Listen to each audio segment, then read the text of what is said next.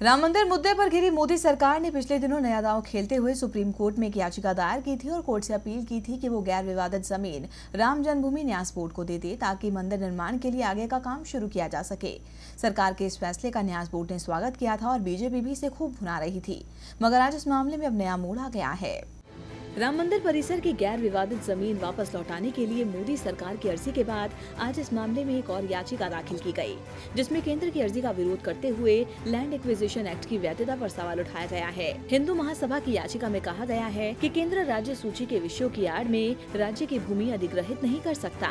जिस एक्ट के तहत 1993 में तब केंद्र की नरसिम्हा राव सरकार ने 67.7 एकड़ जमीन अधिग्रहित की थी, वह एक्ट बनाना संसद के अधिकार क्षेत्र में नहीं था। याचिका में कहा गया है कि भूमि और कानून व्यवस्था राज्य सूची के विषय हैं। केंद्र को कानून बनाकर राज्य की भूमि अधिग्रहित करने का अधिकार नहीं है। आपको बता दें कि 1993 में केंद्र सरकार ने अयोध्या अधिग्रहण एक्ट के तहत विवादित स्थल और आसपास की जमीन का अधिग्रहण कर लिया था। साथ ही पहले से जमीन विवाद को लेकर दाखिल तमाम याचिकाओं को खत्म कर दिया था। सरकार के इस एक्ट को सुप्रीम कोर्ट में चुनौती दी गई थी। तब 1994 में कोर्ट ने तमाम दावेदारी वाली अर्जी को खारिज कर दिया था और जमीन को केंद्र सरकार के पास ही रखने को कहा था। इसके साथ ही यह निर्देश दिया गया था कि जिसके फेवर में अदालत का फैसला आता है, जमीन उसे दी जाएगी। इसके बाद मामला इलाहाबाद हाई कोर्ट पहुँचा।